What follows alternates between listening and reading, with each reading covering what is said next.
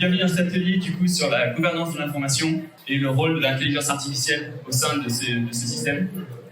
On va commencer par se présenter. Donc d'abord au niveau des personnes, des intervenants, donc je vais commencer en bas. Donc, moi, Alexandre Bernard, je suis directeur technique chez Kentika. Et donc Sylvie Masse, je suis directrice projet au sein d'équipe Kentika. Voilà, ça c'était les personnes. Et maintenant pour vous dire qui nous sommes au niveau de la société. Donc Kentika, on est une société donc, qui édite, distribue, développe le logiciel du même nom, Kentika. On l'intègre chez nos clients et alors on va un petit peu plus loin, on ne se définit pas uniquement comme des développeurs ou un éditeur de logiciels parce qu'on a une grosse expertise dans la gestion de l'information. Kentika existe depuis 1988. On accompagne les centres de documentation en 88 et on a suivi tous les changements du métier. C'est-à-dire après on a fait de la GED, après on a fait du KM et maintenant on s'inscrit dans un modèle beaucoup plus large de gouvernance de l'information.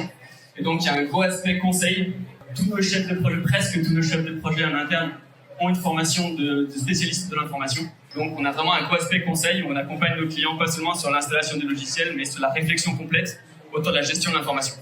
Donc pour ce faire, c'est parce qu'il y a quand même le logiciel qui est la base, mais le logiciel est conçu vraiment pour être adapté et pour pouvoir répondre à tous les besoins d'information. C'est pas une simple GED, c'est vraiment pour pouvoir répondre à différents modèles de gestion de l'information. Alors, on va rentrer dans le vif du sujet et vous parler déjà d'abord des piliers de la gouvernance de l'information. Et donc, on va commencer par des éléments de définition. Et puisqu'on y est, et on est à l'heure de l'IA, on va définir la gouvernance de l'information grâce à Mistral. On lui a confié cette demande. Et si on y réfléchit bien, en fait, c'est un peu avec notre aide qui va répondre sur ce qu'est la gouvernance de l'information. Et on définit la gouvernance de l'information comme désignant l'ensemble des règles, processus et responsabilités mis en place pour assurer la qualité, la sécurité, la disponibilité et la conformité des informations au sein d'une organisation.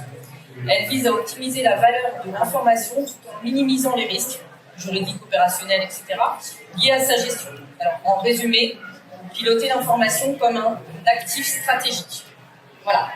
Donc, c'est la définition de Mistral. On va peut-être rajouter, une touche un peu plus humaine en disant qu'en gros, quand la gestion de l'information que vous connaissez aujourd'hui, qui est votre métier pour beaucoup d'entre vous, et le jeu lui-même, la gouvernance de l'information, ça va constituer en gros les règles du jeu. Donc, si on regarde un petit peu ces piliers, on peut en dégager 3 enjeux de la gouvernance de l'information qu'on va développer ensemble avec pour chacun une mise en perspective IA, évidemment. On a un enjeu de fiabilité de l'information, donc la qualité dans la définition de Mistral, un enjeu de compétitivité, l'information comme actif stratégique, un enjeu de sécurité de l'information, minimiser les risques, de Mistral en gros, et l'IA dans tout ça. Donc, Alexandre, un 4e pilier. Alors du coup la question c'est est-ce que l'IA c'est un 4e pilier? Alors pour nous non, c'est pas du tout un pilier, ça définit pas la gouvernance de l'information, par contre c'est un outil. C'est un outil au même sens que une GED, c'est un outil au même sens que les personnes qui gèrent l'information, au même sens que beaucoup d'autres outils. C'est un outil qui est très puissant, mais ça reste un outil. Donc là, on va vous parler de ces différents piliers. À chaque fois, on va mettre en face l'intelligence artificielle, qu'est-ce qu'elle peut apporter, quelles sont les limites. Alors déjà, une chose de base sur l'IA, nous on trouve que c'est super intéressant l'IA. Il y a des choses auxquelles il faut faire attention. Donc tout ce qu'on va vous dire aujourd'hui, il y a des fois on va dire attention avec l'IA. Notez que ça ne veut pas dire n'utilisez pas l'IA. Au contraire, il y a des choses qui sont vraiment bien. Par contre, il faut faire attention, il faut faire les choses bien et il faut faire ça proprement. Donc tout au long de la présentation, on va vous parler un petit peu de l'IA, qu'est-ce qu'il faut faire, et puis parfois les limites ou les points d'attention qu'il faut aborder proprement pour être sûr de ne pas mettre en l'air tout son système d'information. Ok, donc ça veut dire, Alexandre, si je ne me trompe pas, qu'en fait l'IA, on peut la considérer comme un véhicule utilitaire, si j'ai bien tout compris. Tout à fait. Donc on va s'intéresser au premier pilier, qui est la fiabilité de l'information. Et on va, comme on a commencé tout à l'heure, commencer par une définition avec 2 aspects majeurs en fait, qui sont bien connus des professionnels d'information, qui sont la fiabilité intrinsèque, qui est liée en fait à la qualité de la donnée elle-même. On va faire une distinction entre le vrai et le faux. En termes d'IA, on parle beaucoup en fait, de vrai et de faux. Et de détection de l'information obsolète, qui est aussi un élément important. Et on va avoir aussi une fiabilité qui est un peu moins développée, qui est une fiabilité extrinsèque en fait, qui est plutôt liées à de la disponibilité ou apparentées à de la disponibilité plutôt qu'à de la vraie fiabilité au sens propre du terme. En gros, je trouve, quand j'ai besoin, l'information dont j'ai besoin est uniquement celle-là et également en fait une information distribuée à la personne en fonction d'elle, donc de qui elle est, donc avec des notions qui sont quand même très importantes de confidentialité. Donc on a plusieurs éléments pour déterminer la fiabilité. La source, est-ce que la source elle est identifiée comme fiable? L'auteur de la source, évidemment, est-ce que j'ai affaire à un expert, quelqu'un de connu dans le domaine de compétences? Est-ce que cette information elle est corroborée par un certain nombre d'autres nombre de sources en fait? Et est-ce que la date en fait est, en général quand on parle de date on pense plutôt à est-ce que l'information est récente ou ne l'est pas. En réalité c'est un peu plus complexe que ça, c'est est-ce que l'info correspond aux besoins que j'ai. Peut-être que j'ai besoin d'une info qui n'est pas l'info la plus récente mais peut-être une info à une autre date. On a aussi d'autres éléments qui sont un peu moins mis en avant en règle générale, qui sont la typologie. Est-ce que c'est un article? Est-ce que c'est une information qui émane des réseaux sociaux? Est-ce que c'est une information qui émane de messagerie interne? Et quelle valeur je lui donne en fonction du contexte dans lequel je suis? Et concernant les dates, effectivement, est-ce que ça correspond à la date de mon besoin et pas seulement la date de dernière modification? On a aussi une fiabilité qui est la fiabilité par rapport à la question posée. Donc, j'ai juste un aparté, petite histoire. Dans le domaine juridique, j'ai eu un professionnel du droit qui est arrivé un peu paniqué en me disant que le délai pour faire appel lui avait été signalé comme dépassé, alors qu'il avait bien consulté Internet et qu'il était bien dans les délais. Bon, dont acte. En fait, en creusant, il y avait effectivement une réforme récente qui avait modifié les délais de prescription de l'action. Et puis surtout, il n'avait pas pris garde à quelque chose qui est très important, qui est que, en fait, ce qu'il avait eu comme réponse, c'était une législation, donc des règles en Belgique et non en France. Voilà. Donc, pour la petite histoire, donc, ça explique un petit peu ce qu'on va dire là et quelles sont les problématiques qu'il peut y avoir avec l'IA. Pas que, parce qu'avec Internet aussi, la preuve. Et donc, Alexandre, l'IA est-elle fiable? Le premier sujet sur la fiabilité de l'IA dont on a tous entendu parler très longtemps, c'est les hallucinations, évidemment.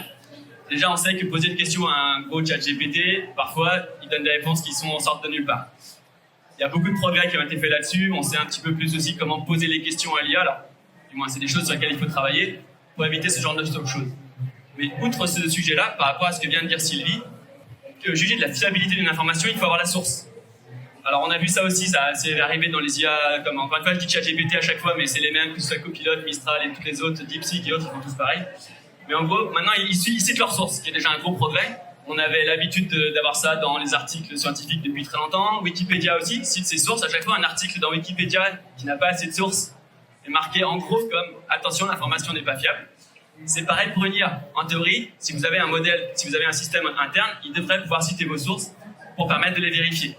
Si vous voulez un exemple là-dessus, quand je demande la recette de cuisine parce que j'ai ma belle-mère qui vient dimanche, je vais pas aller vérifier mes sources, je m'en fiche. Il y a des enjeux, mais c'est pas très grave. Si je veux aller chercher la composition d'un bouclier thermique pour construire une fusée, c'est bien, je vais demander à mon IA c'est quoi, je vais quand même cliquer sur ma ressource, aller regarder le document, et pas juste me fier à ce qu'il me raconte pour construire mon bouclier thermique. Donc pouvoir citer ses sources, c'est très important. Et outre les sources, on a d'autres informations aussi qui peuvent être importantes. Sylvie disait, on a la date, on a la typologie de documents, et tout ça, c'est des choses auxquelles l'IA doit avoir accès. On voit beaucoup aujourd'hui, alors avec l'engouement de l'IA, on voit certaines sociétés qui disent « Allez, filez tous vos documents, on met tout dans un IA et on lui pose des questions ». Le problème de ça, c'est qu'il aura le document, mais il n'aura pas forcément tout l'environnement du document. Il n'aura pas forcément la date, il ne saura pas forcément quel est le type de document. Là, il va essayer de pouvoir l'analyser. Est-ce que c'est un rapport, est-ce que c'est une note interne, est-ce que c'est un article de presse publié sur le web. Mais de là, à pouvoir vraiment analyser tout ça, c'est compliqué. Donc il faut pouvoir couper toutes ces informations, il faut que le système d'IA ait accès à tout ça.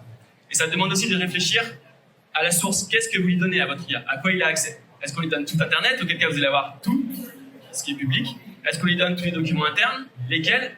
Il faut faire attention à savoir qu'est-ce qu'on lui donne à manger pour que les utilisateurs sachent, quand ils vont poser une question, qu'ils vont avoir la réponse avec les informations les plus fiables de la société. Vas-y. Oui, alors, en fait, on a, nous, professionnels de l'information, par ADN, en fait, on est un peu les garants de cette fiabilité. On comprend bien ce que recouvre la qualité intrinsèque, on parle moins de la fiabilité par rapport au contexte, et notamment par rapport au contexte métier ou par rapport à l'identité de mon organisation, à son vocabulaire notamment. On a un élément qui est important, en tout cas à mes yeux, à nos yeux, c'est le référentiel d'entreprise. En fait, ce référentiel d'entreprise, il va pouvoir me dire que moi aujourd'hui, dans mon contexte d'activité, je ne vais pas forcément parler de voiture, mais ce qui va être utilisé comme terminologie, c'est véhicule terrestre à moteur. Voilà. Bon. En fait, en réalité, la voiture est un véhicule terrestre à moteur, mais en fonction du contexte dans lequel je suis, je vais pouvoir utiliser un vocabulaire ou un autre. Ça a une influence qui est non négligeable en fait sur ce que je vais pouvoir ressortir de l'IA et ce qu'elle va pouvoir me donner. En fait, un autre élément important, c'est un autre enjeu, ça réside dans la capacité à faire émerger des notions ou des problématiques pour innover. Donc on n'est pas seulement sur ce qui existe, mais aussi sur des notions qui sont des notions émergentes. Alors j'ai une question qui est pas anodine en ma qualité de gestionnaire d'information, c'est en quoi l'IA pourrait m'aider à enrichir mon vocabulaire? Ça déjà c'est une première question pour éviter à avoir à faire du manuel. Et en quoi elle pourrait se nourrir de ces référentiels pour poser les bonnes questions par rapport à mon contexte. Alors, avant de répondre à tes questions, il y a quand même un point encore une fois, l'IA ne remplace pas le référentiel d'entreprise. C'est encore une fois quelque chose qu'il faut prendre en plus. Alors l'IA peut aider à construire ce référentiel puisqu'elle peut permettre, typiquement c'est très intéressant de l'utiliser pour détecter des synonymes, pour détecter des hiérarchies, pour construire son référentiel d'entreprise. Après, c'est important aussi de l'aider, de l'entraîner sur le modèle. Encore une fois, on parle de véhicule terrestre à moteur, on parle de voiture. Si je demande à mon LLM, si je suis dans un environnement métier où on parle de véhicule terrestre à moteur, si je demande à mon LLM de me rédiger un rapport, une note ou quoi que ce soit, s'il n'utilise pas la bonne terminologie, ça aura tout de suite moins de valeur auprès des professionnels. Il y a un autre sujet dans le référentiel d'entreprise dont on n'a pas trop parlé là pour l'instant, mais c'est la notion de notion émergente. C'est-à-dire que c'est important aussi, en tant que professionnel de l'information, d'analyser les nouveaux sujets, les sujets sur lesquels ma société doit aller, parce que c'est les choses qui vont être importantes dans 2 semaines, 6 mois, 1 an, etc. Et ça, l'IA va encore une fois aider, mais elle va être limitée. Le problème principal étant que l'IA est objective, alors qu'il y a un petit côté subjectif à savoir qu'est-ce que c'est qu'une notion émergente. L'IA va être très très puissante pour déterminer une notion. On lui donne des documents, elle va nous dire, voilà, ça parle de ça, ça parle de ça, ça parle de ça. Après, on peut le coupler à des histoires d'analyse de date, c'est-à-dire on va sortir quand est-ce que les informations arrivent dans notre modèle. On va dire, ok, ça y était pas il y a 2 semaines, ça commence à arriver. Là, j'avais 2 documents il y a 3 mois, j'en ai 6 maintenant, j'en ai 12 là, c'est un truc qui commence à arriver. Après, il faut encore quelqu'un d'humain derrière pour se dire, ok, est-ce que c'est un sujet qui va vraiment être intéressant? Est-ce que c'est un sujet qui est important pour nous? Est-ce que c'est un sujet sur lequel on doit passer du temps à analyser? Ou est-ce que c'est quelque chose qui va tomber ou qui est autre chose qui va pas avoir un vrai impact? Bon, donc, je ne jette pas mon référentiel. On est bien d'accord. On a un autre enjeu, le deuxième dans notre liste, qui est un enjeu de compétitivité, l'enjeu d'industrialisation. Alors ça, vous le connaissez tous. Quand on travaille au sein d'une organisation, en fait, on coûte de l'argent. Et on sait qu'il y a des enjeux de plus en plus prégnants de compétitivité et d'industrialisation de la gestion de l'information. On va aussi, commencer par une mini-définition, en fait. On pense évidemment au gain de temps. Parmi le gain de temps, on a eu l'occasion, avec un organisme dans le domaine juridique également, de voir quels avaient été les apports de l'IA, parce qu'il y a eu l'IA qui a été mise en œuvre, et un vocabulaire donc lié à un vocabulaire en environnement bilingue. Et l'organisation, au bout d'un certain temps, a fait un exercice de quantification. Le temps moyen pour retrouver l'information avant l'implémentation de ces éléments d'IA, de prédictif et d'enrichissement du vocabulaire était de 10 minutes. Il est passé à 5 minutes, avec un gain global par jour de 40 heures. Donc c'est pas négligeable. Et ils ont estimé, alors c'est des chiffres en fait qui nous sont donnés, un équivalent collaborateur temps plein de 6, avec une économie de 600 000 euros. Donc estimée. Donc elle est énorme. Elle est liée aussi au fait que c'est une base de données vraiment très très importante, avec des enjeux effectivement très importants aussi. Et ils estiment un retour sur investissement en 2 mois. Mais il faut penser aussi à limiter les pertes de chance, en fait. Mon anecdote professionnelle tout à l'heure du droit, elle était elle était malheureusement une réalité. Et puis, effectivement, de limiter en termes de perte d'opportunités. Donc, un certain nombre d'innovations, elles sont la combinaison subjective. Des grandes innovations, d'ailleurs, quand on en parle, on dit que ça s'est fait un peu par hasard, entre guillemets, hein, un hasard provoqué quand même, avec une combinaison subjective de curiosité ou d'observation. Pour l'IA, en fait, la question qui se pose aujourd'hui, c'est est-ce que l'IA est en capacité aujourd'hui d'avoir ce regard qui est ce regard humain et comment d'avoir ces éléments qui sont des éléments subjectifs qu'on a un peu parlé tout à l'heure, mais je pense que tu en reparleras également un petit peu plus tard, voir quelles sont les possibilités aujourd'hui.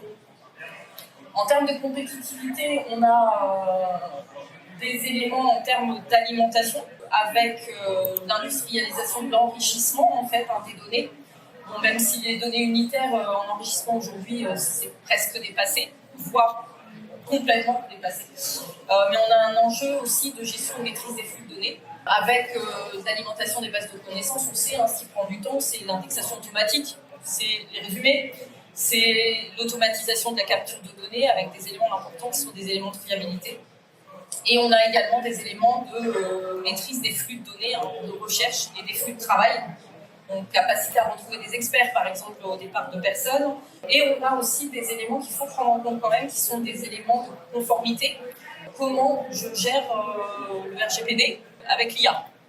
Alors, globalement, pour optimiser un petit peu, industrialiser un petit peu son alimentation de la base, effectivement, l'IA est presque faite pour ça.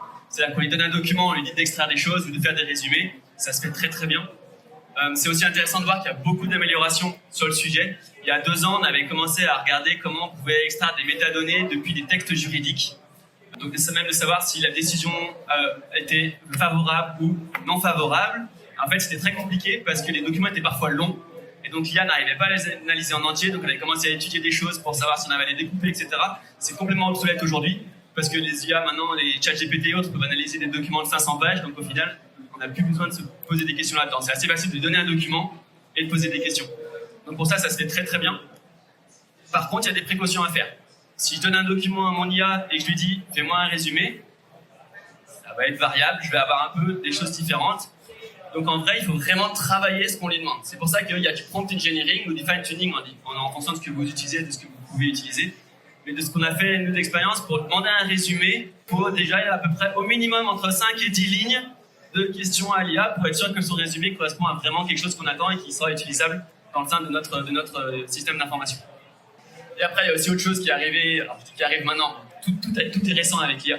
Donc les agents, évidemment, à partir du moment où on veut automatiser des choses, maintenant il suffit d'avoir des agents, ce qui veut dire qu'au lieu d'avoir, à chaque fois je dis, il suffit de poser une question à une IA, au lieu d'avoir quelqu'un qui est vraiment en face, qui va taper sa question et récupérer sa réponse, on automatise, c'est les machines qui parlent aux machines, on pose des questions à l'IA, ça revient tout seul et on alimente.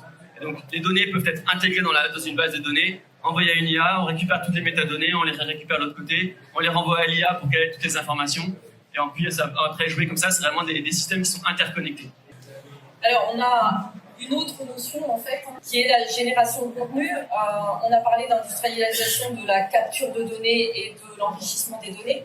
On a la génération d'exploitation de contenu externe et interne avec la possibilité de générer des rapports, générer des réponses, générer des synthèses, y compris sur des sources longues et multiples, ou multiples. Et en capitalisation des connaissances, on a aussi à cœur que de ne pas refaire ce qui a déjà été fait. Alors, c'était déjà le cas avant. C'est aussi le cas avec ce qu'on produit par l'IA. Donc, est-ce que ce qui est produit par l'IA devient une connaissance au sein de mon organisation? Et est-ce qu'elle devient une connaissance comme une autre? C'est-à-dire, est-ce qu'une synthèse produite par l'IA, je peux estimer qu'elle doit être conservée dans ma base de connaissances, de telle sorte qu'elle soit refaite par mon voisin? Et c'est en termes de productivité, ça bien sûr, mais aussi en termes de sobriété, on parle beaucoup de ça aujourd'hui, de sobriété numérique. Et donc, on va avoir des enjeux pour retrouver l'information et pour éviter les doublons, globalement. Quelle place, en fait, on peut donner dans la base de connaissances aux données produites par l'IA? Alors ça, je n'ai pas la réponse à ça spécifiquement, parce que ça va dépendre un petit peu de ce que vous en estimez, comment vous fonctionnez, de ce que vous générez avec l'IA. Par contre, sur ces sujets au niveau de l'IA, alors évidemment, sur tout ce qui est génération de contenu, les LLM, les gros modèles sont faits pour ça. C'est à ça que ça sert, ça génère du contenu. Donc ils sont évidemment très intéressants pour ça. Je vous disais tout à l'heure, en plus, on a de moins en moins de limites de taille. Alors, encore une fois, si je dois lui demander de me résumer ou de me écrire quelque chose à partir d'un ou deux documents, ça passe. Si je veux avoir des choses un petit peu plus variées, il faut quand même coupler avec d'autres systèmes comme du RAG typiquement pour aller lui donner vraiment les informations importantes. Si je veux avoir sur une liste de 300 documents, lui poser une question dessus, on va peut-être atteindre des limites. Donc là, il y a peut-être d'autres systèmes à mettre en place que simplement un modèle à qui on envoie les données. Et au niveau de la capitalisation, alors là aussi c'est un énorme sujet. En gros, ça revient à retrouver les données. Côté IA, il y a beaucoup de questions à se poser là-dessus. Déjà, est-ce qu'on utilise une seule IA unique au sein d'une entité, ou alors est-ce qu'on va utiliser plusieurs outils, comme aujourd'hui ça se pose d'ailleurs, je parle de ça pour l'IA, mais ça se pose pour tous les outils de gestion des connaissances, gestion d'information. Est-ce que je prends un seul outil dans lequel je mets tout, ou est-ce que j'en ai plusieurs que je découpe en fonction des besoins? Évidemment, l'idéal pour retrouver des informations, c'est d'avoir un outil, d'avoir une IA. Parce que comme ça, tout le monde sait, quand on cherche quelque chose, on va là, on retrouve. Dans les faits, c'est très très compliqué, parce que ça veut dire que cet outil est capable de gérer tout. De gérer des systèmes RH, de gérer la facturation, de gérer les connaissances, de gérer les données techniques. Et c'est souvent pas exactement les mêmes fonctionnements entre différents départements, entre différentes fonctionnalités. Donc du coup, c'est parfois plus simple de découper tant qu'on arrive à rester clair et que chaque collaborateur sait assez facilement, sans avoir besoin d'y passer 3 quarts d'heure, à dire « Ah non, mais elle est où l'information là? Faut que j'aille là? Non, c'est pas lui. Ok, d'accord, on va passer là. Okay. » Donc c'est des choses qu'il faut un petit peu à réfléchir dès le départ. Ensuite, au niveau de la recherche, ça va avec aussi. Quand vous avez, on va dire, un modèle d'IA qui concerne des données, donc qui sont extraites d'autres informations, d'autres outils en interne, il faut penser à votre système de mise à jour. À quel moment l'IA va aller chercher, mettre à jour ces données par rapport à vos systèmes. Ça aussi, c'est quelque chose qui aujourd'hui se pose un petit peu moins, puisque maintenant, les IA utilisent des outils. Donc en vrai, la vraie solution, c'est pas de donner toutes vos bases de données à une IA, c'est que l'IA soit capable d'aller interroger vos différents outils en interne. Donc c'est-à-dire que quand je vais lui poser une question, il va dire ah ben c'est bon, je vais aller demander ça, je sais que c'est dans Kentika par exemple, et je vais aller poser la question à Kentika et je vais rédiger ma réponse en fonction des résultats que j'ai récupérés. Il y a aussi une autre chose qui est importante à partir de ça et donc qui revient sur cette idée de pouvoir que l'IA puisse rechercher. C'est que, encore une fois, si je donne des documents à une IA, elle a mes documents, elle a le fichier, elle a les contenus. Par contre, si je lui pose une question comme je cherche les rapports des années 2020 écrits par l'équipe R&D sur le sujet de la transition écologique, elle va avoir du mal à traiter ça. Parce que le rapport à l'information, c'est pas une question sur le contenu, c'est une question sur les documents qui sont des rapports. Dans les années 2020, ça veut dire probablement 2020 jusqu'à 2026. Écrit par l'équipe R&D, ça veut dire que l'auteur est une personne qui appartient à l'équipe R&D. Et après, il y a le sujet de transition écologique qui, là, est effectivement le contenu. Donc en vrai, l'IA doit être capable de pouvoir prendre cette question et se dire, ok, ça, je vais reposer la question en tant que tout ce qui parle de transition écologique avec des documents de type rapport, des années 2020, etc., les personnes qui correspondent à une liste. Donc en fait, il faut qu'elle puisse aller poser une question à une base de données plutôt que d'aller chercher simplement sur des contenus de documents. Et tout ça, ce que ça veut dire, c'est qu'en fait, il faut vraiment préparer son IA. C'est pas juste, encore une fois, on prend un modèle, on lui donne à manger plein de choses et on lui pose des questions. Il y a vraiment plein de systèmes à réfléchir, comment on branche en fait avec tous les autres outils. Comme on disait au début, c'est un outil, c'est juste un outil de plus. Et donc il faut réussir à le brancher aux autres outils. Il ne va pas vivre sa vie tout seul et prendre la place de tous les autres outils. Et une parenthèse aussi sur la capitalisation des données. Au final, je vous disais tout à l'heure, quand on écrit un prompt, il faut vraiment le travailler. Ça prend du temps, il faut l'écrire correctement, et puis on va faire des essais, on va avoir quelque chose qui marche, et ne serait-ce que pour le résumer, par exemple, dont je vous parlais tout à l'heure, on va le faire, ça va marcher, puis au bout de 3 semaines, on va se dire il y a un truc qui n'est pas idéal, là, je vais revenir dedans, je vais ajuster pour la suite, et puis de temps en temps, on va comme ça et l'entretenir. Ce qui fait que le prompt devient une connaissance, devient un actif. Ce qui veut dire que c'est pas lié à un modèle d'IA spécifiquement, mais ça peut être intéressant de gérer un système de bibliothèque de prompt en interne. Ou pas que quand quelqu'un a développé un prompt, les autres collaborateurs aient besoin de refaire le travail et d'y repasser du temps. Typiquement, encore une fois, si on utilise un système de génération de rapports, c'est bien qu'on ait un prompt de type, alors évidemment qui sera adapté en fonction des besoins, mais qu'il y a un prompt de type qui a été travaillé. Et donc que les collaborateurs qui veulent aller poser une question à une IA se disent attends, je vais aller chercher s'il n'y a pas un truc qui existe là. Comme ça, j'ai déjà mes 30 lignes de prompt, j'ai juste à remplacer les endroits qui vont bien. Et j'ai pas besoin d'y repasser déjà 3 quarts d'heure où au final on perd tout le temps qu'on gagne à faire du travail par l'IA, il sera perdu à analyser, à discuter avec son modèle. Dernier pilier, en fait, la sécurité de l'information. Alors, une petite précision quand même, pas de confusion, on n'est pas en train de parler ici de sécurité informatique, mais bien de sécurité de l'information. Alors, on peut distinguer deux gros enjeux, encore une fois bien connus des professionnels de la gestion d'information, le risque de fuite des données vers l'externe, mais également, en fait, la fuite de données interne qui peut être dommageable à mon entreprise si des données stratégiques confidentielles sont diffusées à quelqu'un qui ne doit pas les voir. Voilà. On a aussi la nécessité de conserver intact ou valider, mais aussi opérationnel les actifs de l'entreprise. On pense aux contrats, on pense aux procédures avec des dates d'application par exemple. Donc sur ces éléments-là, Alexandre? Alors, différents sujets déjà au niveau des fuites. Alors, externe, ça veut dire que mes données d'entreprise quittent l'entreprise. Ça, c'est un point évident avec les IA. Quand j'envoie des données à ChatGPT, elles partent sur les serveurs de ChatGPT. Alors, j'ai encore une fois, ChatGPT ou les autres, c'est pareil. Alors, on a pris un abonnement pro, on a coché la case qui dit que les données ne sont pas utilisées pour entraîner le modèle. J'ai pas trouvé de case qui dit que les données ne sont pas utilisées, personnellement. Elles partent, on ne sait pas ce qu'ils en font. C'est pas marqué, les données ne seront pas stockées, c'est pas marqué, elles seront détruites dès qu'elles ont été stockées. Elles ne sont pas utilisées pour entraîner les modèles, ce qui est déjà pas mal. Mais voilà, on ne sait pas ce qu'ils en font. Donc c'est quand même une question à se poser quand on va autoriser des systèmes de DIA, à se dire, ok, est-ce qu'on prend un système global? Est-ce que j'ai les moyens de mettre un modèle en interne? Ça demande quand même un petit peu des compétences techniques et d'avoir le matériel aussi pour mettre ça. Et puis après, il y a des choix aussi des différents. Alors, ça rentre aussi dans le choix des LLM que vous pouvez utiliser du coup. À vous de juger, d'aller lire leurs conditions d'utilisation et de dire, ok, bon, celui-là, ça va être bon, celui-là, c'est pas bon, celui-là, on sait pas trop. Donc, il faut gérer un petit peu ça. Savoir aussi où ils sont localisés. Encore une fois, si c'est des serveurs en France, si c'est des serveurs à l'étranger, tout ça va rentrer dedans. Il y a un autre sujet aussi qui rentre dedans, au niveau des fuites externes. La solution la plus simple, c'est d'interdire. On bloque tout, les personnes ont le droit d'utiliser les IA externes. Le problème de ça, c'est que, on a dit depuis le début, il y a quand même des gains avec l'IA. Donc si vous bloquez tout, vous allez vous fermer de ça. Et l'autre problème, c'est que si vous n'êtes pas sûr d'avoir tout bloqué, certains collaborateurs vont peut-être se dire attends, c'est bon, il l'a pas vu, hop, je vais aller quand même poser une question, ça va, c'est un document qui a l'air public, je vais juste copier les données, pas tout, je vais juste prendre les trucs publics. Mais sauf qu'après, ça ouvre la porte aux erreurs. Donc en fait, il vaut mieux réfléchir à l'utilisation de l'IA, s'ouvrir à l'utilisation de l'IA et dire ok, on va dire, alors vous avez le droit d'utiliser, alors au minimum de mettre en place des procédures. Vous pouvez l'utiliser dans telle situation pour faire ça. Voici ce que vous pouvez faire. On ne met pas de document, on ne copie pas le contenu d'un document. Après, on peut aussi envisager de mettre des espèces de transitions entre les IA, c'est-à-dire une surcouche. C'est-à-dire qu'on a quelque chose en interne, on pose des questions sur un moteur interne qui va en fait simplement transmettre les données à un IA externe, mais sauf qu'on a l'avantage de pouvoir faire des filtres. On peut empêcher les documents, on peut couper. Si jamais le document est trop long, en disant, oh là, il y a dû y avoir des trucs qui ont été copiés, on peut les couper. On peut enlever les noms des collaborateurs, par exemple. Donc il y a des choses comme ça qu'il faut réfléchir un petit peu.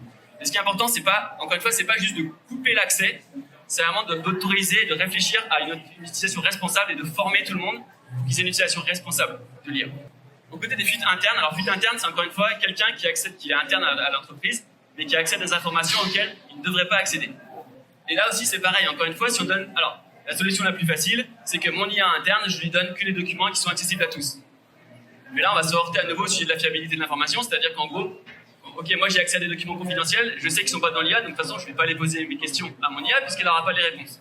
Donc en fait, on se ferme une certaine partie de mes sources d'information. Donc en réalité, la meilleure solution, encore une fois, c'est cette IA qui va interroger des bases de données et on peut dire, bah voilà, Sylvie pose une question sur mon document, sur mon IA. Moi, je suis l'IA, je sais qu'il y a ces données-là, elles vont être dans Kentika. Je vais interroger Kentika en tant que Sylvie. Donc, je vais avoir les données qui sont extraites, auxquelles Sylvie a accès. Donc, j'ai vraiment toutes ces données. Je vais pouvoir lui rédiger une réponse avec toutes les informations auxquelles elle a le droit. Évidemment, attention à ce que votre IA n'utilise pas ces données-là pour s'entraîner soi-même. Mais au moins, voilà, comme ça, on peut garantir que personne, même en utilisant l'IA, on peut garantir que chacun a accès uniquement aux données auxquelles il a droit. On peut au passage, on a mis ça récemment d'ailleurs chez nous dans notre base de données, on peut aussi filtrer, dire on a une liste de résultats, donc j'ai récupéré tout plein de documents, certains qui sont des documents publics, d'autres qui sont des documents internes. J'ai besoin d'une réponse, alors je vais envoyer une réponse je vais envoyer les documents à ChatGPT, mais je vais envoyer que les documents publics. Je vais garder tous les documents privés, je ne vais pas les envoyer. J'aurai une réponse partielle, mais au moins je vais traiter que sur les documents qui sont publics. J'en donnerai quand même à l'utilisateur la liste de tous les documents, donc il pourra aller chercher les documents qu'il a accès. Mais voilà, on peut filtrer comme ça. Et c'est important d'avoir toujours ce système de droit que simplement un gros modèle d'IA ne peut pas gérer tout seul. Donc en fait, si je résume, on a un enjeu qui a discuté, qui a bien posé sur le risque du recours massif à l'IA sans réflexion auparavant de qui, quoi, quand, comment.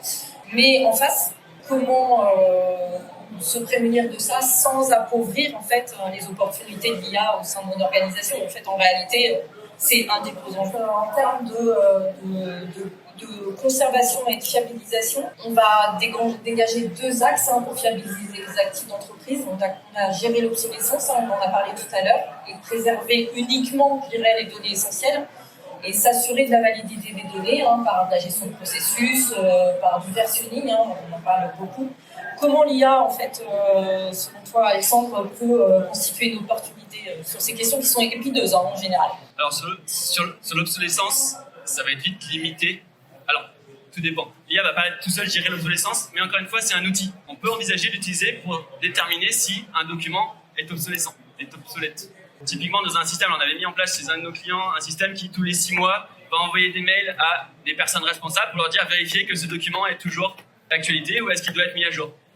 On peut envisager de ralléger cette tâche pour les collaborateurs en faisant passer une première IA dessus pour juger est-ce que le document est obsolète. Alors évidemment, là aussi, il va falloir travailler un petit peu ce qu'on lui demande et comment il détermine si le document est obsolète. Mais une fois qu'on a ça, ça peut permettre de ne pas l'envoyer tous les 6 mois sans réfléchir au document, mais d'avoir une première analyse faite par une IA qui dit est-ce que le document est obsolète et potentiellement aussi, attention, il y a telle partie qu'il faudrait mettre à jour. Donc pour que quand ça revient à l'utilisateur expert, il n'a pas besoin de relire tout et de se reposer les questions. Il peut repasser parce que l'IA a déjà généré. Après, au niveau de alors, sur l'obsolescence, c'est à peu près tout ce que j'ai à dire sur le sujet de l'IA. Après, au niveau de la conservation des données, encore une fois, il faut penser à garder l'accès aux documents. Si j'ai tout dans mon IA mais que je ne peux pas accéder aux documents, on perd cette histoire de réaccéder à l'information d'origine. Et finalement, le versionning est aussi très important. C'est là aussi, il faut se poser la question, comment je vais le gérer dans mon IA? Est-ce que je lui donne uniquement les derniers documents? Auquel cas, je suis sûr que j'ai l'information récente, ce qui est pas mal, sauf si j'ai besoin d'une information plus ancienne. Encore une fois, si je suis en train de regarder les modèles de mes machines que je vends à mes clients et que j'ai besoin du modèle de 2016, si j'ai que le modèle de 2020 dans mon IA, eh ben, j'aurai du mal à retrouver le modèle de 2016. Donc il faut pouvoir gérer ces systèmes-là dans l'IA. Donc il faut que lui ait accès à dire ok, bah ça c'était la version qui était valide de 2015 à 2017, ensuite c'était la version de celle-ci, ceci, cela. Donc on ne peut pas juste lui donner ni toutes les versions, parce qu'on ne saura jamais laquelle on va avoir, l'exemple de la personne qui a le mauvais document, mais en même temps, si vous donne que les récentes, on risque de passer à côté en fonction des besoins dans l'entreprise. En fait, finalement, en synthèse, comment en réalité bien définir le rôle de l'IA, parce que tout à l'heure, c'est de ça qu'on parle en fait. Et l'IA, en fait, dans tout ça, est-ce que c'est une amie? Est-ce que c'est une ennemie? En gros, comment recourir à l'IA en préservant intact, voire en optimisant le niveau d'expertise des collaborateurs pour innover notamment? J'y tiens beaucoup parce qu'en fait, ça fait partie des enjeux en fait, des organisations d'aujourd'hui. En fait, Alexandre, ton expertise là-dessus sur l'IA, ami, ennemi.